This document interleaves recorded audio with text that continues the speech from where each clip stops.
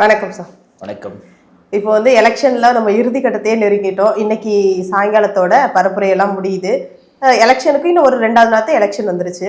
அந்த வகையில் எல்லாருமே தன்னுடைய பரப்புரையை ரொம்ப தீவிரமாக மேற்கொண்டு வர்றாங்க. யாருக்கு களம் சாதகமாக இருக்கு? தமிழ்நாடு இது வரைக்கும் கண்டிராத 4 முனை போட்டியை கண்டுகொள்ளுது. முன்னாடி பல பேர் சொல்லலாம் 4 முனை போட்டி ஏற்கனவே இருந்துச்சு தானே அப்படின்னு சொல்லிட்டு. ஆனால் இன்னைக்கு ஒரு வலுவான 4 முனை போட்டி இருந்துச்சு. போன தேர்தல் வரைக்கும் பார்த்தீங்கன்னா அது 3 முனை போட்டியாக தான் இருந்துச்சு. அதிமுக, திமுக, நாம் தமிழர். இன்னைக்கு விஜயுடைய வருகை என்பது ஒட்டுமொத்த தமிழ்நாட்டில் தேர்தல்களையுமே விஜய் மையம் கொண்டு அது திருப்பி விட்டுருக்கு. என்னன்னா விஜய் எவ்வளோ வாங்குவார் வாங்கலாதையும் தாண்டி அந்த தேர்தல் களத்தில் ஒரு நாயகராக விஜய் இருந்துட்டு இருக்காரு. இப்போதைக்கு எல்லா கருத்து கணிப்பிலும் சொல்லக்கூடியது ஒரு தரப்பு திமுகவிற்கு ஃபேவர், மறுதரப்பு பார்த்தீங்கன்னா அதிமுகவிற்கு ஃபேவர். ஆனால் யார் வெற்றி பெற்றாலுமே அந்த வெற்றி என்பது அறுதி பெரும்பான்மையான வெற்றியாக இருக்காது, மிகப்பெரிய வெற்றியாக இருக்காது அப்படின்றத நம்ம சொல்ல கடமைப்பட்டிருக்கோம். ஏன்னா என்னை பொறுத்த வரைக்கும் திமுக மீதான அதிருப்தி அலை தமிழ்நாட்டில் இருக்கான்னு கேட்டால் நிச்சயமாக இருக்குது. ஆனால் திமுகவை சார்ந்த ஊடகங்கள், திமுகவை சார்ந்தவர்கள், திமுகவிற்காக வேலை செய்யக்கூடிய பல பேர் பார்த்தீங்கன்னா திமுக மேலே ஒரு ஒரு அதிருப்தியே இல்லை, எந்த குறையுமே இல்லை, இந்த ஆட்சி ரொம்ப தங்கமான ஆட்சி அன்ற அளவுக்கு மக்களை நம்ப வைக்கிறார்கள். ஆனால் அப்படி கிடையாது. நிதர்சனத்தில் திமுக மீதான அதிருப்தி என்பது மிக பெருசாக இருக்குது. ஆனால் அந்த அதிருப்தி என்பது இந்த ஆட்சி அடியோடு ஒழிச்சு போயிட்டே ஆகணுன்ற அளவுக்கு எல்லா தரப்பு மக்கள்கிட்டையும் இல்லை. அதுதான் நீங்கள் கவனிக்கணும். என்னன்னா இப்போ திரு ஸ்டாலின் அவர்கள் கொடுக்கக்கூடிய அந்த 1000 ரூபான்றது ஒரு பெரிய ஒர்க்காக இருக்குது எல்லாரும் வாங்கக்கூடிய பெண்கள் மத்தியில்.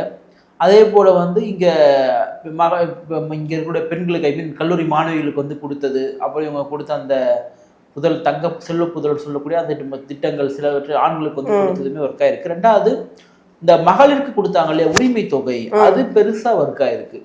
ஸோ திமுக மீதான குறைகளெல்லாம் நீங்கள் அடுக்க இந்த மாதிரி விஷயங்கள்லாம் பார்த்தீங்கன்னா அதை ஓவர்டேக் பண்ணக்கூடிய ஒன்றா இருக்குது. சரி, இப்போ அதிமுகவுக்கு வரோம் அப்படின்னா அதிமுக கொடுத்துருக்கக்கூடிய வாக்குறுதிகள் கிட்டத்தட்ட அவங்க 2000 இவங்க 2000, அவங்க பெண்களுக்கு இலவசம், இவங்க ஆண்களுக்கும் இலவசம், அதுக்கப்புறம் உள்ளூர் பேருந்து வெளியூர் பேருந்துன்ற அளவுக்கு பெருசாக கொடுத்துருக்காங்க.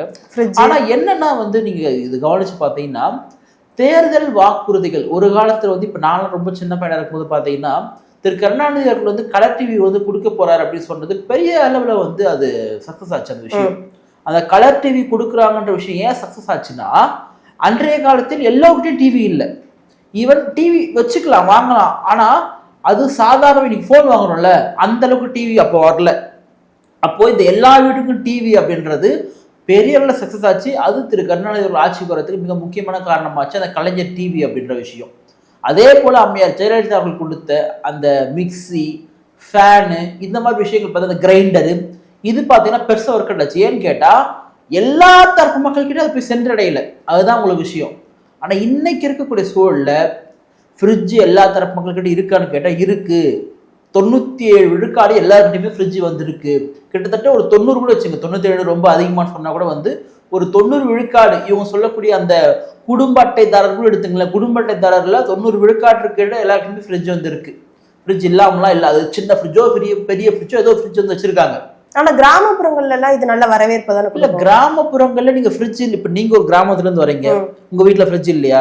இல்ல எங்க வீட்ல இல்ல. நான் என்ன கேக்குறேன், உங்க வீட்ல ஃப்ரிட்ஜ் இல்லையா? எங்க வீட்ல இருக்கு. ஆனா நான் பாக்குற சில வீட்ல ஃப்ரிட்ஜ் கிடையாது. சில வீடுகள்ல தான் இல்ல. ஆனா அந்த ஃப்ரிட்ஜுக்காக ஓட்டு போடல, அதை நீங்க யோசிச்சுக்கணும். ஃப்ரிட்ஜ் தராங்கன்றதுக்காக ஓட்டு போட யாரும் முன் வரல, அதை நீங்க புரிஞ்சுக்கணும். என்ன கேட்டா கலர் டிவிக்காக ஓட்டு போட்டாங்க, மிக்சி, கிரைண்டர், ஃபேனுக்காக ஓட்டு போட்டாங்க. ஏன்னு கேட்டா அந்த பொருட்கள் அன்றைய காலகட்டத்தில் எல்லா வீட்லயும் இல்லை. இப்போ ஃப்ரிட்ஜ் இருக்கிற மாதிரி எல்லா வீட்லையும் வாஷிங் மிஷின் இருக்கிற கிடையாது. நம்ம அந்த 90 கூட விட்டுலாம், உங்களோட மனசாட்சி பட்டா 80 கூட எடுத்துக்கிறேன். நான் 80 விழுக்காடு கூட வந்துடுறேன். நான் 80 விழுக்காடு வீட்டில் ஃப்ரிட்ஜ் இருக்கா குடும்பத்தில் இருக்கு. வாஷிங் மிஷின் பார்த்தீங்கன்னா குறைஞ்சது ஒரு 50லேருந்து 40 விழுக்காடு, 40லேருந்து 50 விழுக்காடு கண்டிப்பாக வாஷிங் மிஷின் இருக்கு. ஆனால் வாஷிங் மிஷினுக்காக ஓட்டு போடுவாங்க, ஃப்ரிட்ஜுக்காக ஓட்டு போடுவாங்க அப்படின்ற சூழல் இப்போதைக்கு இல்லை. அதை நீங்கள் புரிஞ்சுக்கணும்.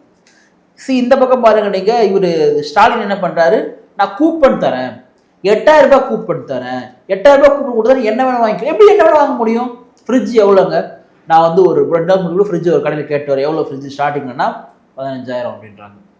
சரி, மீதி 8000 7000 எங்கே போவோம்? எல்லா பொருளையும் நீ வாங்கிக்கலாம், எப்படி வாங்க முடியும்? இவங்களாவது வந்து அந்த வருஷத்துக்கு ஒரு முறை வந்து 10,000 ரூபாய் கொடுக்குற அப்படின்னு சொல்றாங்க. இவர் 8,000 ரூபாய், அதுல 2,000 கம்மி தான் நீங்க அதை எடுத்தீங்கன்னா. இன்னைக்கு மக்கள் இலவசங்களுக்காக ஓட்டு போட இல்லை, ஆனால் இவங்க தரக்கூடிய அந்த உதவித்தொகை, இப்போ இவங்க உரிமை தொகை எப்படி உரிமை தொகையாகும்? 1000 ரூபாய் இப்படி உன்னா உரிமை, அது 1000 ரூபாய் சின்ன, 2000 ரூபாய் சின்ன உரிமை பண்ணுவ நீ. இப்போ 2000 ரூபாய் சும்மால வந்து ஒரு மூட்டை அரிசி எடுக்கிறீங்கன்னா ஒரு மூட்டை அரிசி வந்து 1200 ரூபாயிலிருந்து 1800 ரூபாய் விற்குது, சரிங்களா? அந்த 2000 ரூபாய் நாங்கள் சேமிச்சு வைக்கிறோம். அது இந்த உருட்டுலாம் உருட்டக்கூடாது, அப்படிலாம் சேமிக்கலாம் முடியாது. ஆனால் இன்னைக்கு இந்த திமுக வர்சஸ் அதிமுக என்று பார்க்கும் பொழுது, அதிமுக போன முறை எடப்பாடி பழனிசாமி அம்மா ஜெயலலிதாவுடைய மறைவுக்கு பிறகாக அவர் 4 வருஷம் தமிழ்நாட்டில் சிஎம்மா இருந்து தேர்தலை சந்திக்கும் பொழுதே அப்படியே பயங்கரமான வெற்றி ஒன்றும் திமுக ஒன்றும் வாங்கிடல. கிட்டத்தட்ட 3 விழுக்காட்டில் தான் வித்தியாசத்தில் திமுக வந்து வெற்றி பெறுது. அதுவும் குறிப்பாக வந்து வட மாவட்டங்கள் இருக்கக்கூடிய பெருவாரியான பழைய சமுதாயத்தினுடைய மக்கள் வாக்கு, இஸ்லாமிய கிறிஸ்துவனுடைய வாக்கு, பிஜேபி கூட அதிமுக இருந்ததுனால, அதிமுக கூட பிஜேபி இருந்ததுனால அங்கே ஓட்டு போடல, அந்த ஓட்டு இப்படி சுருட்டாய் வந்துச்சு, இவ்வளோதான். ஆனால் இன்னைக்கு அதே பிஜேபி அரசுடைய எதிர்ப்பு மனநிலை தமிழ்நாட்டில் இருக்கான்னு கேட்டால் இல்லை.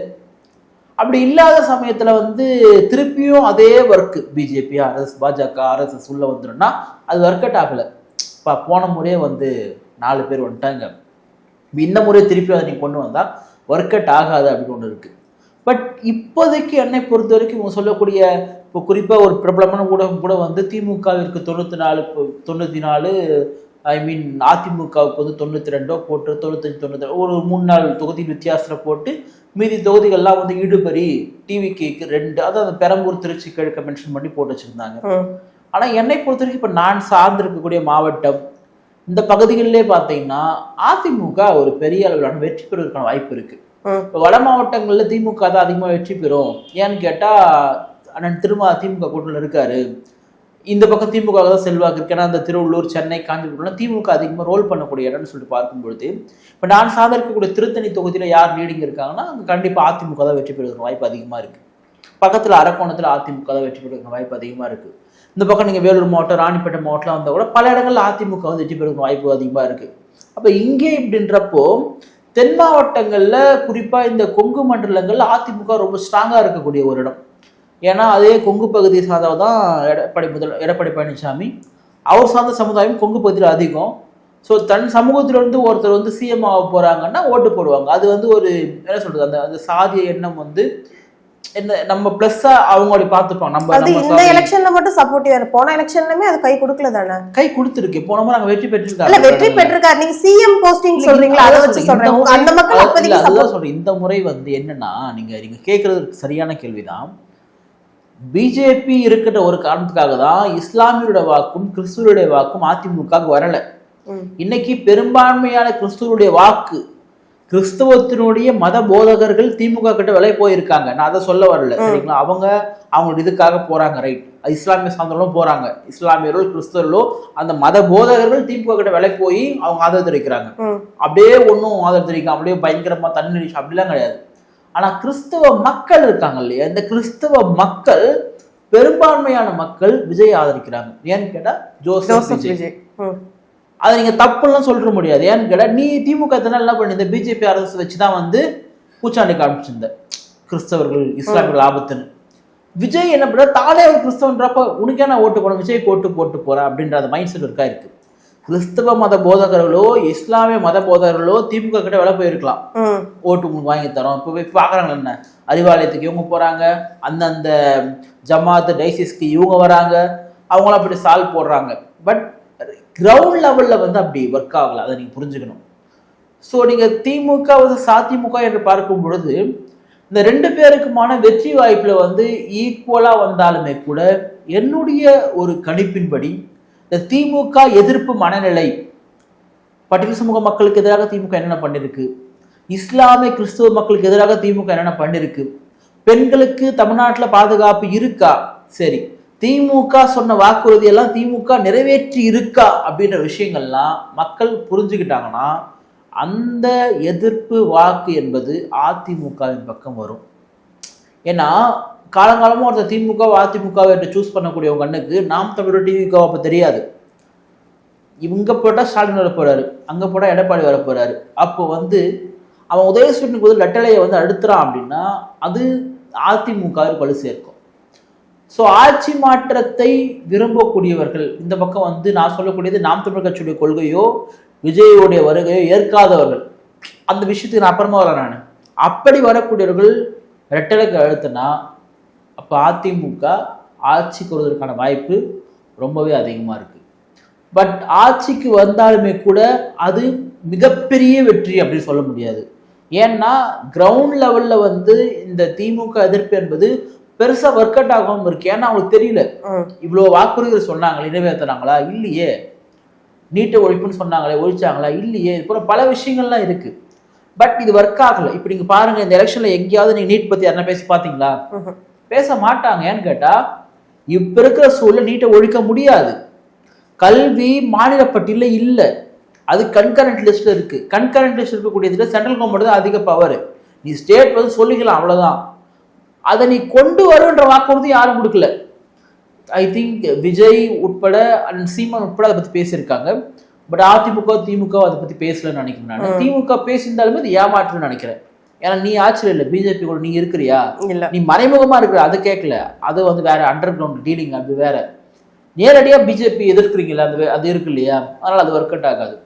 ஸோ அப்படி பார்க்கின்ற பொழுது எடப்பாடி பழனிசாமி முதலமைச்சர் இருக்கிற வாய்ப்பு என்பது கொஞ்சம் அதிகம். அதுதான் நம்ம சொல்றோம். நம்ம ரொம்ப அதிகம், அறுதி பெரும்பான்மை அப்படிலாம் சொல்ல, கொஞ்சம் அதிகமாக வந்திருக்கு. ஸோ மக்கள் அந்த ஆங்கிளில் வந்து யோசிக்கிறாங்க அப்படின்னா வந்து அந்த இடத்துல உங்களுக்கு இரட்டலைக்கான வாக்கு என்பது கூடுதலாக ஒரு வாய்ப்பு இருக்கு. அதே சமயம் இந்த பக்கம் பார்த்தீங்கன்னா நீங்கள் அவங்க கூட இருக்கக்கூடிய பாஜக பாமக நிற்கக்கூடிய பல இடங்களில் வந்து தேமுதிக சில இடங்களில் நிற்க வைக்கிறாங்க திமுக கூட்டணி. ஸோ அங்கெல்லாம் வந்து வெற்றி வாய்ப்பு என்பது பாமகவுக்கு தான் இருக்கு.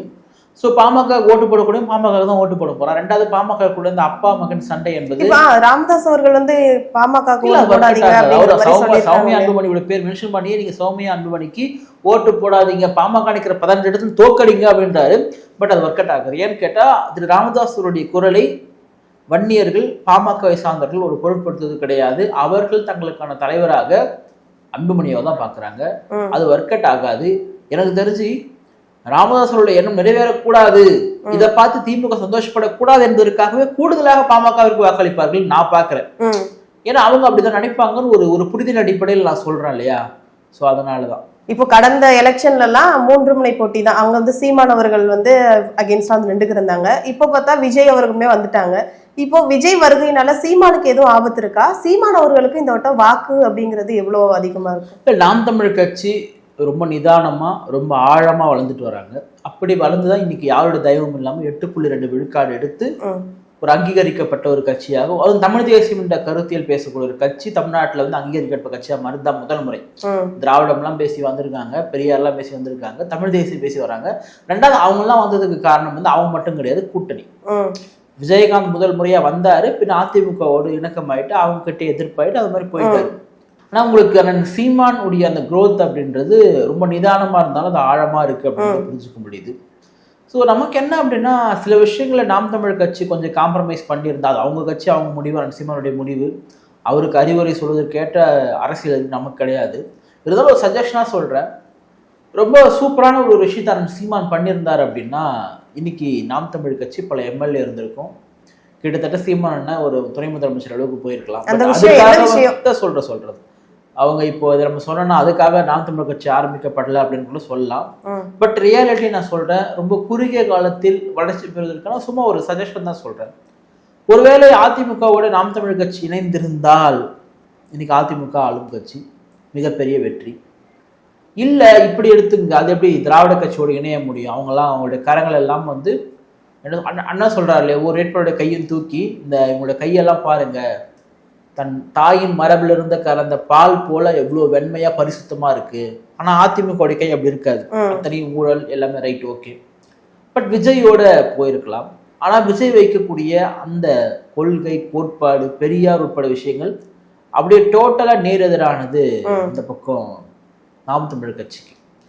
பட் அது கூட்டணிக்கு வந்து அப்படி பார்க்கணுமான்னு கேட்டால் பார்க்க வேண்டான்னு நான் சொல்லுவேன். நான் திமுக ஒரு முதலாளித்துவ கட்சி, கம்யூனிஸ்ட் கட்சி ஒரு உழைக்கும் மக்களுக்கான ஒரு கட்சி, 2 பேரும் சேரலையா? அப்படியே நம்ம சொன்னாலுமே இந்த விஷயத்தில் நீங்கள் பார்த்தீங்கன்னா திமுக வந்து 10% உயர் சாதிகளுக்கு கொடுத்த அந்த இடஒதுக்கீடு எதிர்க்கிறாங்க, அதிமுக உட்பட. பட் கம்யூனிஸ்ட் அதை ஆதரிக்கிறாங்க. கேட்டால் வந்து ஏழைகள் அப்படின்னு சொல்லிட்டு கம்யூனிஸ்ட் ஆதரிப்பாங்க, அவங்க இணையிறாங்க. இந்திய அளவில் வந்து காங்கிரஸ் நீட்டை வந்து ஆதரிக்குது, தமிழ்நாட்டில் மட்டும் எதிர்க்கணும்னு சொல்லிட்டு சீன் காட்டுறாங்க. பட் அவங்க கூட்டணியில் தான் இருக்கிறாங்க.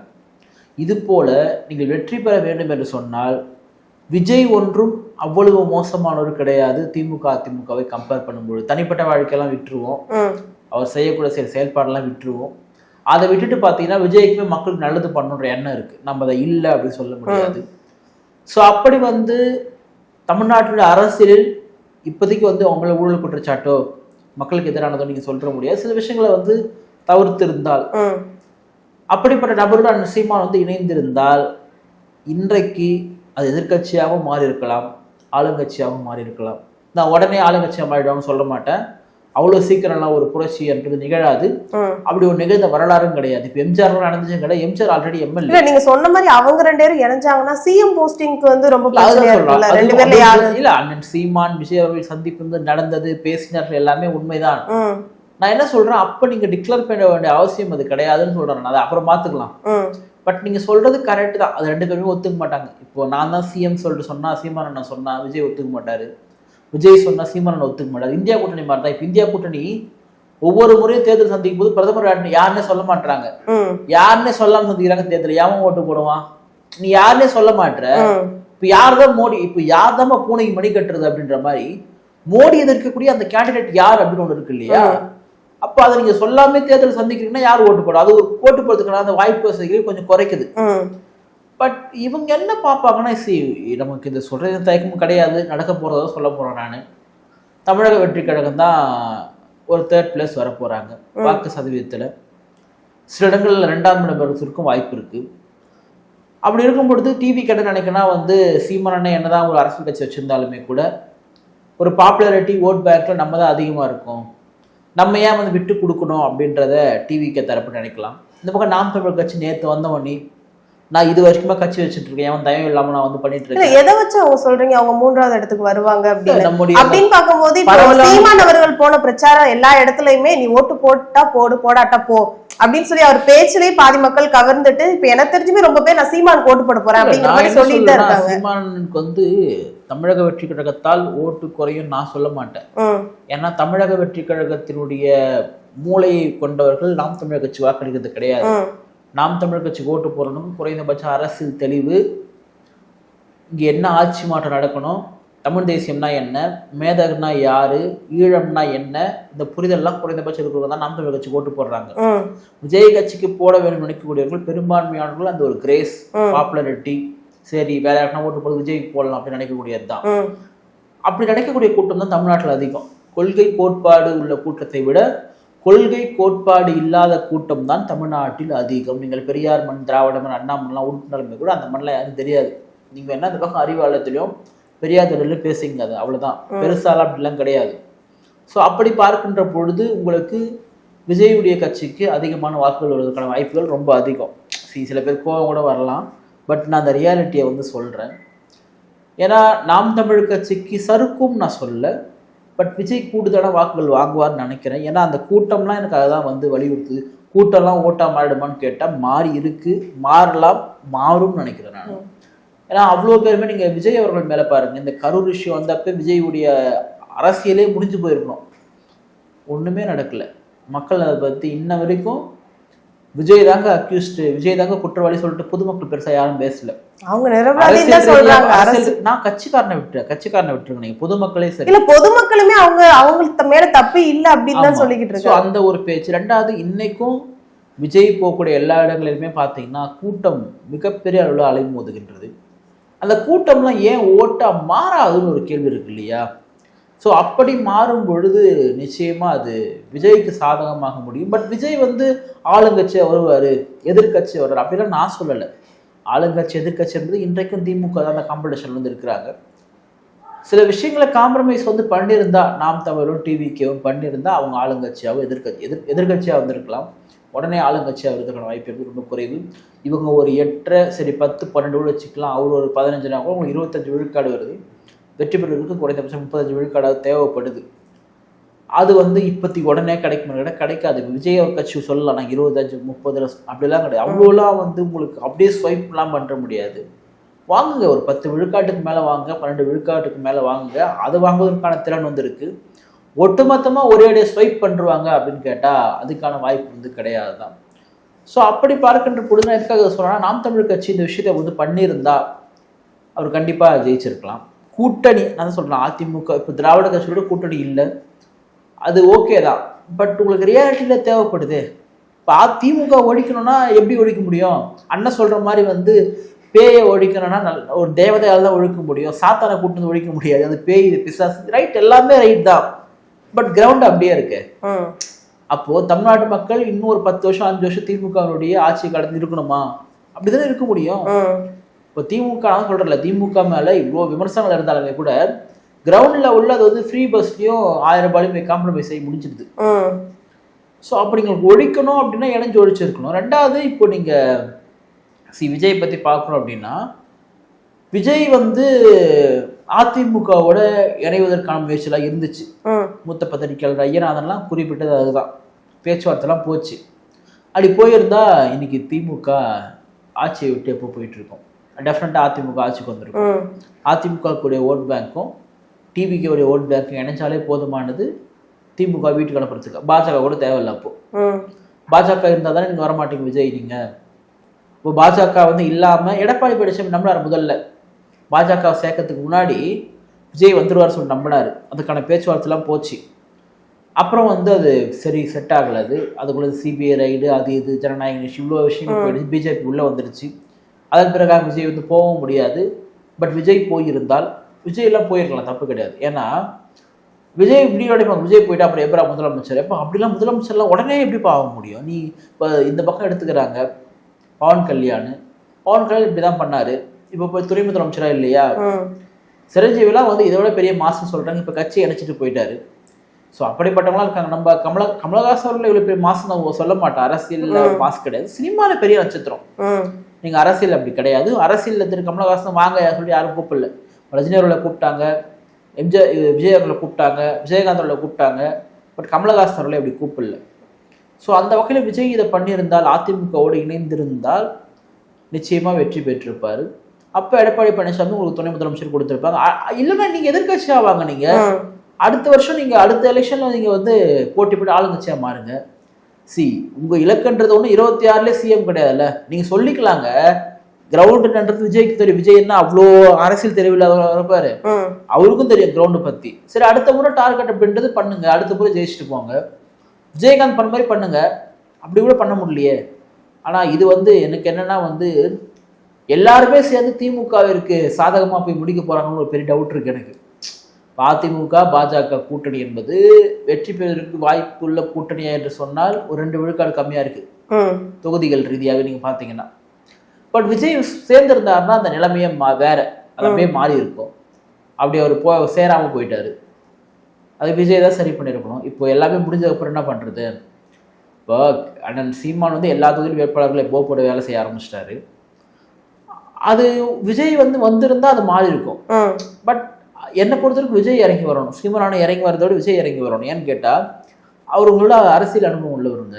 அவர் வந்து கூட இறங்கி வருவார் சொன்னால் நீங்கள் ஓட் பேங்க் இருக்கலாம், பாப்புலாரிட்டி இருக்கலாம், அதையும் தாண்டி அரசியல் அனுபவம் ஒன்று இருக்கு இல்லையா? ஸோ அதை நீங்கள் வந்து ஏன் வந்து எல்லாரும் வந்து இப்போ பிஎம்கே கூட்டணியில் அன்புமணி அவர்கள் ராமதாஸ் அவர்கள் பிரியதுக்கு முன்னாடி யாராக இருந்தாலும் தைலாபுரத்தோடு தான் போங்க பேச்சுவார்த்தைக்கு. அவர் எங்கேயும் போக மாட்டார். ஏன்னு கேட்டால் டே நீ என்ன வருது இல்லையா, இத்தனை வாக்கு அங்கிட்டு இருக்கு, இது அனுபவம் இவ்வளோ அரசியல் சொல்லிட்டு அங்கே போவாங்க. அதிமுக இருந்தாலும் திமுக இருந்தாலும் தைலாபுரத்துக்கு போவோம், திண்டிவனத்துக்கு கிளம்பி போவாங்க. பட் அதை வந்து நம்ம சீமானன்கிட்ட விஜய் வந்து கொஞ்சம் இறங்கி போயிருக்கலாம், சில விஷயங்கள் மாற்றிருக்கலாம், ரொம்ப ஓவராக நீங்கள் சில விஷயங்கள் பேசாமல் இருந்திருக்கலாம். இன்றைக்கி தமிழ்நாட்டில் கொஞ்சம் கொஞ்சமாக திராவிடம் என்ற கருத்திலோட தமிழ் தேசியம் என்ற கருத்தில் வெளிப்பட்டு வருது. நீங்கள் அந்த திராவிடம் என்ற விஷயத்தை வந்து காம்ப்ரமைஸ் பண்ணியிருக்கலாம். ஸோ அதெல்லாம் நீங்கள் வந்து பண்ணாமல் விட்டுட்டு இன்றைக்கி தேர்தல் முடிகிற நேரத்தில் 2 பேருக்குமே வந்து அரசியலில் அது லாபம் இல்லாமல் 2 பேருக்குமே கிட்டத்தட்ட ஒரு நஷ்டம் தானே. அது ஜெயிக்கிறது தான் மேட்ரிங்க, ஜெயிக்கிறது தானே விஷயம். வளர்றது வளரலாம், எப்போ எத்தனை வருஷம் வளர்ந்துட்டே இருக்கிறது. ஸோ நாம் தமிழ் கட்சி ஒரு பொன்னான காலத்தை இழந்துட்டாங்களோ அப்படின்னு நான் நினைக்கிறேன். ஏன்னா அந்த கட்சியெலாம் வந்து பல நபர்கள் பல பேர் பல கனவுகளை சுமந்து கொண்டு இருக்கிறாங்க. அப்படிப்பட்டவர்கள்லாம் வந்து வெற்றி பெற வேண்டும் என்று விரும்பக்கூடியவன் நான். அதனால வந்து அந்த பொன்னான காலத்தை நாம் தமிழ் கட்சி இப்போ இழந்துருச்சோ அப்படின்னு நான் நினைக்கிறேன். அதை அவங்க ஒர்க் பண்ணியிருந்தாங்கன்னா பெரிய அளவில் இம்பாக்ட் வந்து கிரியேட் பண்ணியிருக்கும். விஜய்க்குமே அதே தான். திமுக அதிமுக திரும்ப திரும்பி தமிழ்நாடு ஆட்சி பண்ணுன்ற விருப்பம் யாருக்குமே கிடையாது, திமுகவுக்கே கிடையாது. அதுதான் மேட்ரு. காலங்காலமாக வந்து உடற்பிறப்புகள் அடிமையாக இருக்கிறவங்களுக்கே பார்த்தீங்கன்னா அவ்வளோ இருக்காது. அந்த ஒரு மாற்றத்தை கொடுப்பதற்கான காலம் சூழலும் வரணும் இல்லையா? ஸோ அது நிச்சயமாக வந்து ஒர்க் அவுட் ஆகும். இப்போ நீங்க வந்து தனிப்பட்ட முறையில இவங்கெல்லாம் வெற்றி பெற்றா நல்லா இருக்கும் அப்படிங்கிற மாதிரி சொன்னீங்கன்னா யார் யாரை சொல்லுவீங்க? அது நிறைய பேர் லிஸ்ட் இருக்கு, லிஸ்ட் ரொம்ப பெருசு. பட் இருந்தாலும் நான் சொல்றேன், என்னுடைய மனசுல இருந்து சொல்றேன். நான் எனக்கு எந்த கட்சியினுடைய வெறுப்பு இல்லாம சொல்றேன். நான் அதுல முதலாவதாக திருவிக்கா நகர் தொகுதியில் போட்டியிடுகின்ற அன்னி பொற்கொடி ஆம்ஸ்ட்ராங் அவர்கள், அவங்க வெற்றி பெறணும்னு சொல்லிட்டு ரொம்ப ஆசைப்படுறேன், ரொம்ப விரும்புறேன். அவங்க கட்டாயமா வெற்றி பெறுவாங்க சொல்லிட்டு நம்புறேன். அதே மாதிரி காரைக்குடி தொகுதியில் போட்டியிடக்கூடிய அண்ணன் செந்தமிழன் சீமான், அவர் கண்டிப்பா வெற்றி பெற்று சட்டமன்றத்திற்கு போகணும், அண்ணன் சீமானுடைய குரல் சட்டமன்றத்தில் ஒழிக்கணும் அப்படின்னு சொல்லிட்டு நான் ரொம்ப வந்து ஆசைப்படுறேன். அதே போலதான் வந்து கேவி குப்பம் தொகுதியில் போட்டியிடக்கூடிய அண்ணன் ஜெகன்மூர்த்தி அவர்கள், அவருமே வெற்றி பெறணும்னு சொல்லிட்டு விரும்புறேன். ஏன்னா அவர் வந்து அதிமுகவுடைய சின்னத்தில் நின்று வெற்றி பெற்றாலுமே கூட அவர் நிறைய தலித் இஷ்யூஸை வந்து பட்டியல் சமூக மக்களுக்கான இஷ்யூஸை வந்து சட்டமன்றத்தில் பேசியிருக்காரு. ஸோ அப்படிப்பட்டவருடைய குரல் என்பது நிச்சயமாக வந்து சட்டமன்றத்தில் வந்து ஒழிக்கணும் தான், எனக்கு அதில் மாற்று கருத்து கிடையாது. அதே போல் வந்து விஜய் இருக்கார் இல்லையா, விஜய் வந்து நான் சொன்னாலும் சொல்ல காட்டிலும் வந்து வெற்றி பெற தான் போகிறாரு. ஸோ விஜயுமே சட்டமன்றத்தில் சென்று பேசினா நல்லா தான் இருக்கும் சொல்லிட்டு நினைக்கிறேன் நான். ஸோ அவருமே வந்து வெற்றி பெற்றால் வந்து மகிழ்ச்சி தான். ஸோ அதே போல் நாம் தமிழ் கட்சியில் பல பேர் இருக்கிறாங்க. நான் ஒரு சில பேருடைய பேர் கண்டிப்பா நாம் தமிழர் கட்சியில இருந்து 2 பேர் போனாலுமே சட்டப்பேரவை 2 துண்டா இருந்தான். ஆமா, இல்ல நாம் தமிழர் கட்சியில பல பேர் இருக்காங்க தெரிஞ்சுக்கணும். நம்ம ஒருத்தர் சொல்லி ஒருத்தரை வந்து சொல்லாம விட்டாலுமே வந்து கஷ்டமாயிடும். நிறைய பேர் நம்ம பேட்டியுமே எடுத்திருக்கோம். ஸோ நாம் தமிழர் கட்சியை சார்ந்த பல வேட்பாளர்கள் உள்ள போகணும்னு சொல்லிட்டு ஆசைப்படுறேன் நான். ஏன்னா சில பேரை சொல்லிட்டேன், சில பேர் சொல்லாம விட்டா அது கொஞ்சம் மனசு கஷ்டமாயிடும். ஸோ நாம் தமிழர் கட்சி சார்ந்த பல வேட்பாளர்கள் வந்து உள்ள போகணும் அப்படின்றத நான் விரும்புறேன். நான் அது யார் யாருன்றது அவங்களுக்கே தெரியும், எனக்கு ரொம்ப க்ளோஸானவங்க நிறைய பேர் இருக்கிறாங்க. ஸோ நாம் தமிழர் கட்சியை சார்ந்த பலர் வந்து உள்ள போகணும்னு சொல்லிட்டு நான் விருப்பப்படுறேன். அதே போல விசிகாவை சார்ந்தவர்கள், விசிகாவை சார்ந்த 8 பேருமே சட்டமன்றத்துக்கு போகணும் அப்படின்றத நான் விரும்புகிறேன். நான் நிச்சயமா அவங்க சட்டமன்றத்துக்கு போகணும்னு சொல்லிட்டு ஆசைப்படுறேன். ஏன்னா விசிகா போன்ற ஒரு அமைப்பு அவங்களுக்கு கொடுக்கப்பட்ட எல்லா தொகுதியிலும் வெற்றி பெறும் பொழுது அது நிச்சயமாக ஒரு பெரிய ஒரு வலிமையை விசிகாவிற்கு சேர்க்கும். பட் திமுகவை மென்ஷன் பண்ணல, விசிகாவை மட்டும் தான் சொல்றேன். ஸோ விசிகா போட்டியிடக்கூடிய அத்தனை தொகுதிகளிலுமே விசிகா வெற்றி பெறணும்னு சொல்லிட்டு நான் மனப்பூர்வமாக வாழ்த்துறேன். நிச்சயமா பானை எல்லா இடங்கள்லையும் வந்து வெற்றி பெறணும் அப்படின்ற ஒரு ஆசை வந்து எனக்கு இருக்கிறது. ஏன்னு கேட்டால் அந்த கட்சியினுடைய வெற்றி என்பது நாட் ஓன்லி அந்த கட்சிக்கான வெற்றி, அது ஒரு சமூகத்திற்கான ஒரு வெற்றி, ஒரு அம்பேத்கருடைய அரசியலை முன்னிலைப்படுத்தி கொண்டு செல்லக்கூடிய அந்த ஒரு தத்துவத்திற்கான ஒரு வெற்றியாக வந்து அது இருக்கும். ஸோ அதனால் வந்து விசிகாவை சார்ந்த அனைவருமே வெற்றி பெறணும் அப்படின்ற ஒரு விருப்பத்தையும் நான் தெரிவிச்சுக்கிறேன். அவங்களுடைய வாழ்த்துக்கள். ஸோ இவங்க எல்லாருமே சட்டமன்றத்திற்கு செல்லும் பொழுது நிச்சயமாக அது ஒரு பெரிய ஒரு ப்ளஸ் பாயிண்டாக வந்து இருக்கும். ஸோ தமிழ்நாட்டுடைய சட்டமன்றம் என்பது காலங்காலமாக ஒரு துதிப்பாடக்கூடிய இடமாகவும் ஒரு புகழ்பாடக்கூடிய இடமாகவும் இல்லாமல் தமிழ்நாட்டு மக்களுடைய உரிமைகளுக்காகவும் ஒடுக்கப்படுகின்ற மக்களுடைய உரிமைகளுக்காகவும் பேசக்கூடிய, செயல்படுத்தக்கூடிய, சட்டம் நிறைவேற்றக்கூடிய ஒரு இடமா இருக்க நான் மனப்பூர்வமாக வந்து வாழ்த்துறேன். ஸோ அப்படிப்பட்ட வேட்பாளர்களை மக்கள் நீங்கள் தேர்ந்தெடுங்க. காலங்காலமாக சின்னங்களை பார்த்து ஓட்டு போடாமல் நிற்கக்கூடியவர்களுடைய எண்ணங்களை பார்த்து ஓட்டு போடுங்கள். ஏன்னா இன்னைக்கு ஆட்சி மாற்றம் உடனே வந்து நிகழ்ந்துருமான்னு நினைக்கக்கூடியவங்களே முதலமைச்சர் ஆடுவாங்கன்னு கேட்டால் அதுக்கான சூழல் வந்து இல்லை. பட் படிப்படியாக அதுக்கான சேஞ்சஸை நம்ம மக்கள் வந்து கொடுக்கும்பொழுது கட்டாயமாக வந்து அது செயல்படும். நான் பல இடங்கள் இப்போ நம்ம சொல்லக்கூடிய இப்போ சில இடங்களில் நாம் தமிழ் கட்சி வேட்பாளரோ இல்லை தமிழக வெற்றி கழக வேட்பாளரோ உங்களுக்கு வந்து அவங்க மனசுக்கு வரல அப்படின்னா வந்து உங்கள் இடத்துல வந்து ஒரு சுயேட்சை கண்டிப்பாக நிற்பாங்க. ஒரு பெரும் கனவுகளை சுமந்து கொண்டு யாராவது ஒருத்தர் நிற்பாங்க. ஸோ அவங்களுக்குமே நீங்கள் வந்து வாக்களிக்கலாம். பெரும்பாலும் தமிழ்நாட்டில் சுயேட்சைகள் வந்து வெற்றி பெற்ற வரலாறு என்பது ரொம்ப பழசாக இருக்கும். எங்கன்னா தேடி பார்த்தா யாருன்னா 1-2 பேர் இருப்பாங்க. ஸோ அதையுமே நல்லா கூட மாற்றலாம். பட் மாற்றத்திற்கான அரசியலாக இருக்கட்டுமே. காலங்காலமாக உதயசூரியனும் ரெட்டலையும் குத்தி என்ன பண்ண போறீங்க, ஒரு மாற்றம் வந்து இருக்கட்டும். சட்டமன்ற தேர்தல் எல்லாருமே ஓட்டு போடுங்க, வாக்கு சதவீதத்தை அதிகரித்து காட்டுவோம். நம்ம தமிழ்நாட்டினுடைய வருங்கால இளம் தலைமுறையினருக்கு அந்த பொறுப்பு இருக்கு. நம்மளை யார் ரூல் பண்றாங்க அப்படின்றத தேர்ந்தெடுக்கக்கூடிய வாய்ப்பு நமக்கு ஒரு முறை தான் வருது, 5 வருஷத்துக்கு ஒரு முறை. அந்த வாய்ப்பு ரொம்ப சரியா பயன்படுத்தும். எல்லாரும் ஓட்டு போடுங்க. ஒரு நல்ல ஒரு ஆட்சிக்காக நம்ம எல்லாம் காத்திருப்போம். நன்றி.